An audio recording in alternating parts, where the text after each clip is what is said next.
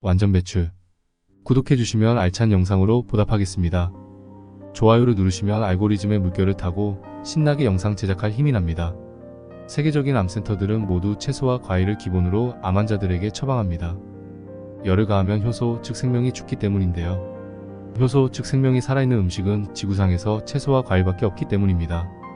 채소와 과일은 식후에 먹는 디저트가 아니라 몸의 내부를 청소하는 청소 음식이라는 인식의 전환이 필요합니다. 디저트로 먹으면 죽은 음식 뒤에 청소 음식이 들어가서 몸 안에서 발효와 부패가 일어납니다. 제레드 다이아몬드의 저서 제3의 침팬지에 따르면 농업이 시작된 1만 년 전 우리 호모사피엔스의 조상들은 창과 칼을 들고 사냥을 하는 동물이 아니라 어쩌다 고기를 먹을 뿐인 약삭빠른 침팬지에 불과했다고 합니다. 세계암연구기금에서는 최근 약 10년간 5,100만여 명의 식습관과 생활 방식을 조사하여 암 예방에 도움이 되는 10가지 수칙을 발표했는데요. 3위가 매일 400g의 채소를 먹을 것이었습니다. 1위는 정상 체중을 유지할 것, 2위는 활발한 신체 활동을 할 것이었습니다. 최근 우리나라 국립암센터에서도 암 예방 수칙 10가지를 발표했는데 2위가 채소와 과일을 충분히 먹을 것이었습니다. 1위는 담배를 피우지 말고 담배 연기도 피할 것이었습니다. 두 기관 모두 식습관의 핵심은 채소 과일식이라고 공개적으로 발표했다는 말입니다. 이제 골고루 먹어라 해서 과일과 채소를 우선적으로 먹어라로 바뀌어가고 있는 중입니다. 진실에 가까워지고 있다고 표현하는 것이 맞을 듯합니다. 과일과 채소를 70%로 하고 30%를 일반식으로 드시라고 말씀드립니다. 단 2주만 하셔도 기적을 경험하시리라고 장담합니다. 이시영 박사께서 젊은 시절 자연의학의 원조라 불리는 스위스의 비라벤나 병원에 공부를 하러 가셨습니다. 이 병원에서 아침마다 당근과 사과로 만든 주스를 환자들에게 주면서 1897년부터 사용해온 불로초라 말하더랍니다. 왜 그러냐고 물으니 당근은 땅속에 있는 모든 영양분을 뿌리에 흡수해서 저장한다라고 하더랍니다. 박사님은 지금도 90세의 몸으로 아침 체조와 명상 후에 당근 2개와 사과 1개를 착즙기나 믹서기로 만들어 마시는데요. 무려 50년이 되었습니다. 50여 년 동안 감기나 몸살 한 번 걸린 적이 없다고 하십니다. 당근은 한방에서 구충제로도 쓰였고 각종 약으로 쓸 만큼 효능이 좋은 대표적인 뿌리채소입니다. 눈 건강에 좋다는 베타카로틴이 식약처에서 권고하는 하루 권장 섭취량의 7배나 들어있습니다. 세계 최강의 자연치료 병원의 환자들에게 아침마다 주스로 먹이는 불로초 당근 365일 매일 거르지 말고 믿고 드시길 부탁드립니다. 당근의 영양성분은 끝도 없이 이어집니다. 베타카로틴, 비타민업, BCK, 칼륨, 아이오딘, 지질, 엽산, 아연, 철분. 당근의 효능을 저는 3가지로 꼽는데요. 첫 번째가 눈 건강입니다. 베타카로틴은 바로 우리 몸에 들어오면 비타민 A로 전환이 되는데요. 이 비타민 A는 눈에 좋은 성분입니다. 안구 건조가 너무 심하신 분들도 인공 눈물을 넣거나 또 인공 성분인 루테인 제품보다도 당근 하나씩 챙겨 드시길 권합니다. 두 번째가 피부입니다. 오장육부가 하는 일은 수도 없이 많습니다. 특히 침묵의 장기라 불리는 간이 하는 일은 500여 가지가 넘습니다. 당근은 간이 해야 할 일을 대신 해주기 때문에 간에게 휴식을 줍니다. 톡소 배출이 원활하게 되면 가장 처음 반응이 나타나는 곳이 우리 피부입니다. 가끔 사람들이 저에게 비비크림 바른 것이 아니냐고 묻기도 하는데요. 저는 피부에 어떤 화장품이나 화학약품을 바르지 않습니다. 제 피부의 비결은 사과와 양배추와 상추와 당근과 각종 무첨가 주스입니다. 간과 피부는 부부관계나 다름없습니다. 살아있는 채소와 과일은 몸속 노폐물을 완전 배출하면서 간이 해야 할 일을 대신 해주기 때문에 간이 좋아지고 피부가 좋아지는 것입니다. 세 번째는 혈관입니다. 당근에는 카로티노이드라는 성분이 많은데요. 혈과 내피세포의 염증을 줄여서 동맥경화를 예방합니다. 또한 당근 속 칼륨 성분은 혈관 확장과 혈액순환을 촉진한다는 논문들이 수도 없이 많이 나와 있습니다. 혈관에 좋으니 당연히 뇌혈관에도 좋습니다. 당연히 뇌졸중 중풍을 예방합니다. 점심과 저녁은 일반식을 하더라도 배출 주기인 낮 12시까지는 채소 과일이나 무첨가 주스를 반드시 실천하시기 부탁드립니다. 특별한 경우 명절이나 특별한 요리의 경우를 제외하고 저는 당근을 볶거나 삶는 것은 추천하지 않습니다. 불에 익히면 모두 사망한 당근이기 때문입니다. 요즘에 베타카로틴 흡수율이 높아진다면서 올리브오일에 볶아 먹으라는 기사도 올라옵니다. 저는 이것이 올리브오일 회사의 마케팅으로밖에 들리지 않습니다. 당근을 우적우적 씹어 먹기가 힘드신 분들은 사과 2개, 당근 1개를 넣어서 갈은 다음 아침에 1잔, 오후에 1잔 이렇게 나누어 드시면 좋습니다. 가능하면 세척되지 않은 흑 당근을 드시고 더 가능하면 유기농으로 드시길 바랍니다. 저는 채소와 과일이 70%가 되고 불에 익히거나 가공된 일반 음식이 30%, 즉 7대3의 법칙만 지켜도 우리의 몸은 살이 빠지고 질병을 예방할 수 있다는 메시지를 전하고 있습니다. 그러나 맨 처음 명현 반응, 호전 반응이 오기도 합니다. 설사가 대표적인데요. 이것을 부작용이라고 생각하면 오해입니다. 우리 위장은 각종 화학 첨가제로 오염되어 있습니다. 채소와 과일을 먹으면 이 오염물질을 청소하게 되는데 맨 처음 오는 반응이 설사입니다. 방부제, 보존제, 향미 증진제 등 화학물질에 길들여진 위장에 신선한 효소물질이 들어오니까 위가 반응을 하고 몸이 깨어나서 몸을 청소하는 현상입니다. 가려움증이나 콧물이 나기도 합니다. 최초 2주 정도는 이런 현상이 나타나는데 겁내실 필요도 없고 중단하실 필요도 없습니다. 우리 인간은 700만 년 동안 수렵채집 시기를 거치면서 독성물질이 들어오면 이것을 밖으로 뱉어내도록 진화해 왔습니다. 그런데 공장 음식의 경우 우리의 간과 신장, 콩팥과 위장이 난생 처음 접하는 화학 첨가제들이라서 반응을 할 수가 없습니다. 그런 상태에서 채소와 과일을 먹으면 위장이 깨어나서 소화 흡수력이 좋아집니다. 소화 흡수력이 좋아지니까 피부가 좋아집니다. 그 이유는 밤에 숙면을 취할 수 있어서 피부 재생과 각종 치료와 복구에 에너지가 쓰이기 때문입니다. 가끔 비염이나 아토피를 가지고 계신 분들은 콧물과 기침과 가래가 나올 수 있습니다. 이건 역시 우리 인간이 가진 정화 능력 중 가장 대표적인 것입니다. 몸에 열을 내고 콧물과 가래를 통해서 몸속에 노폐물을 배출하게 됩니다. 하비 다이아몬드는 그의 명저 다이어트 불변의 법칙에서 우리 몸은 3대 주기로 나뉘어져 있다고 발표한 적이 있습니다. 인체 8시간 주기, 낮 12시에서 저녁 8시 섭취 주기 먹고 소화시킴, 저녁 8시에서 새벽 4시 동화 주기 흡수 및 사용, 새벽 4시에서 낮 12시 배출 주기 몸의 노폐물과 음식 찌꺼기의 제거, 새벽 4시에서 12시까지가 배출 주기인데 이때가 아주 중요하다고 저는 강조합니다. 19세기 산업혁명 이후 우리 인간이 아침을 부지런히 먹는 잘못된 습관을 만들었기 때문입니다.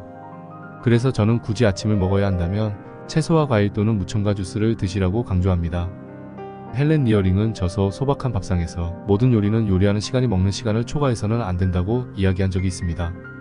그렇다면 수천 수만의 채소와 과일 중에 무엇을 먹어야 할까요?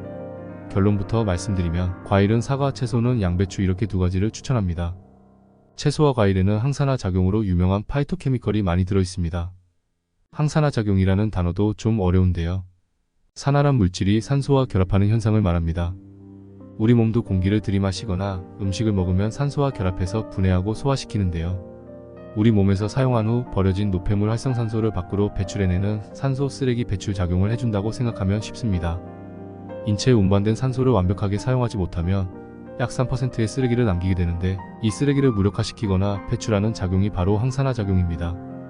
1991년 존스 홉킨스 의대는 지구상의 인류가 앓고 있는 질병은 36,000여 가지가 있는데 이 질병의 모든 원인은 활성산소 때문이다 라고 발표할 정도로 무시무시한 놈입니다. 활성산소를 어려운 말로 프리레디컬이라고도 부르는데요. 앞으로 활성산소나 프리레디컬이라는 말이 나오면 산소 쓰레기라고 쉽게 생각하시길 바랍니다. 그리고 사과는 80에서 90%의 영양분이 껍질에 있습니다. 사과 껍질에는 항산화 물질, 그러니까 몸속 산소 쓰레기를 배출하는 성분이 있어서 혈관을 청소해줍니다.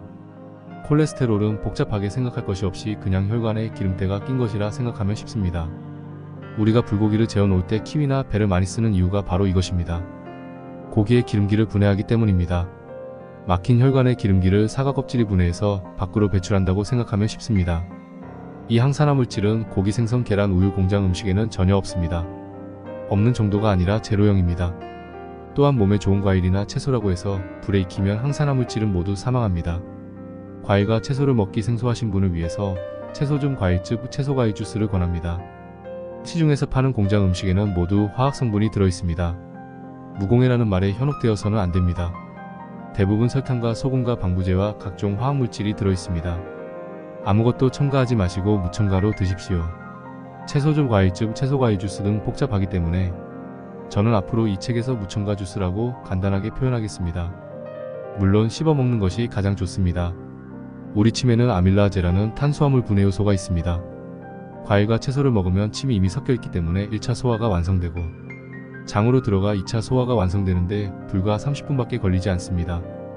무첨가 주스는 불과 5분에서 10분 만에 소화를 완성합니다. 제 경험으로는 당근과 사과와 양배추 이렇게 3개 정도만 넣어서 돌리면 맛이 좋습니다. 이것들이 없으면 냉장고에 있는 과일과 채소를 모두 다 넣어도 상관없습니다. 모든 채소와 과일은 서로 어울리니까 냉장고 파먹기를 하신 후 새롭고 신선한 과일로 냉장고를 채우시면 됩니다. 과일 주스는 혈당을 높인다라는 말에 현혹되지 마시길 바랍니다. 시중에서 파는 과일주, 설탕 및 각종 화학물질이 첨가되는 당연히 혈당을 올립니다. 무공해니 유기농이라는 말에도 현혹되지 마시기 바랍니다. 살균과 멸균을 거치는 순간 그것은 더 이상 살아있는 음식이 아닙니다. 아무리 유기농 과일이라 해도 열을 가하는 순간 각종 미네랄은 모두 사망이라는 사실을 꼭 기억하시기 바랍니다. 독일의 마르텐 박사에 의하면 생채소를 삶으면 단백질은 반으로 줄어들고 나트륨 염분은 4분의 1로 줄어든다는 사실을 실험 결과로 증명했습니다. 익힌 것을 먹으면 날 것에 비해 3, 4배를 더 먹어야 미네랄이 충족됩니다. 우리가 채소를 샐러드로 먹으면 소금을 뿌리지 않아도 맛있게 먹을 수 있습니다. 그러나 불로 익혀 나물로 만들어 먹으면 미네랄 특히 염분이 죽어버리므로 소금을 쳐야 그나마 맛있게 먹을 수 있는 이유입니다. 2주 동안 상추를 매일 먹었더니 의사들도 깜짝 놀랍니다. 상추는 생각보다 엄청난 놈입니다. 천연 비타민제, 천연 미네랄제라고 생각하면 맞습니다. 상추는 한자어 생채에서 변형된 말로 날로 먹는 채소라는 뜻입니다. 상추 뿌리를 딱 자르면 우유처럼 하얗게 나오는 바로 이것이 락투카리움이라는 물질입니다. 이것이 진통효과가 있어서 상추와 편이라 불리기도 합니다. 그만큼 진통효과 및 진정효과가 있습니다. 졸리니까 상추 먹지 말아라고 하신 말씀에 다 이유가 있습니다. 특히 이 락투카리움은 현재까지의 연구로는 상추랑 치커리 딱 두 종류에서만 나옵니다. 눈치 빠른 제약회사에서 상추에서 각종 성분을 추출해서 수면 유도제를 판매하고 있습니다. 10여 년 전 SBS 그것이 알고 싶다에서 수면제의 진실에 관한 주제로 방송을 했었습니다. 연예인들의 끝나지 않은 사망 사건을 다루었는데요. 그 배경에 수면제 졸피뎀이 있었음을 만천하에 고발했습니다. 방송 제작진은 폭식, 기억상실, 자살시도 등 이해할 수 없었던 죽음 뒤에 수면제가 있었다고 증언했습니다. 이런 수면제의 부작용이 계속되자 언제부터인가 수면제라는 이름이 사라지고 슬그머니 수면유도제라는 부드러운 이름이 등장했습니다. 이름만 바꾼 것입니다. 여러분은 공장에서 만든 악마의 약 수면유도제 말고 천연 수면유도제인 상추를 드시기 바랍니다. 또한 철분과 엽산 등이 풍부해서 임산부에 특히 좋습니다. 어쩔 수 없이 고깃집을 가시더라도 샐러드 셀프바가 있는 집에 가실 것을 추천합니다. 상추와 각종 채소를 가져다 먹을 수 있으니 고기를 드시더라도 상추에 파무침과 마늘과 양파를 가득 넣어 쌈으로 드시면 고기 1인분의 반도 먹기 전에 배가 불러옵니다. 채소로 배를 채우면 다음날 아침 배변이 너무 시원합니다. 어제 먹은 파무침과 양파 냄새가 밖으로 배출되는데요. 몸속에서 소화가 완성되어 완전히 배출되었다는 증거입니다.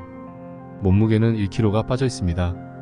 굶어야 빠진다가 아니라 몸 청소를 해야 빠진다가 정답입니다. 채소엔 예전처럼 기생충도 없고 농약 역시 우리나라 식약처가 세계 1등급 수준으로 검열을 하고 있습니다. 또한 수용성 농약을 쓰고 있기 때문에 수확 후 2주 정도면 다 사라지는 농약만 쓰도록 하고 있습니다. 그마저도 잔류 농약은 물에다가 씻으면 다 사라지게 되어 있습니다. 정 불안하시면 물에다가 일단 담가 놓으시고 1, 2분 정도 놔두셨다가 흐르는 물에 좌우로 3번 상추를 흔드시면 됩니다. 사장, 방귀와 트림은 탁한 음식 때문입니다. 우리가 살아가는 도시에는 수많은 자동차의 배기가스와 공장 굴뚝에서 뿜어대는 오염물질로 공기가 오염되어 있습니다. 가정에서 사용하는 도시가스도 문제가 많습니다. 일산화탄소이기 때문입니다. 일산화탄소는 냄새가 없기 때문에 인간이 알아차릴 수도 없습니다. 미국의 경우 가정의 75%가 전기로 요리하는 인덕션을 사용하지만 가스레인지를 사용하는 가구 35%가 아직도 있는데요. 최근 미국 소비자제품안전위원회 CPSC에서 가스레인지 사용금지 또는 제조와 수입을 완전히 금지하는 방안을 검토한다고 전해졌습니다. 우리나라 폐암 여성의 약 87.5%는 비흡연자로 알려져 있습니다. 남성 폐암 환자의 약 70%가 흡연자인데 반해 여성들은 담배도 피우지 않는데 폐암에 자주 걸리는 상황이 벌어지고 있다는 말인데요. 일산화탄소는 공기 중에 0.5%만 있어도 5에서 10분 이내에 사망에 이르게 하는 독가스로 분류가 됩니다. 이 모든 비자연적인 환경 또한 몸속 악취의 원인이 됩니다. 인간의 몸은 올바른 음식 섭취 이외에도 반드시 신선한 공기와 햇빛과 운동이 필요합니다. 그러나 가장 중요한 것은 지금 당신의 몸속으로 들어가 부패와 악취를 만드는 음식이라는 점을 명심하시기 바랍니다.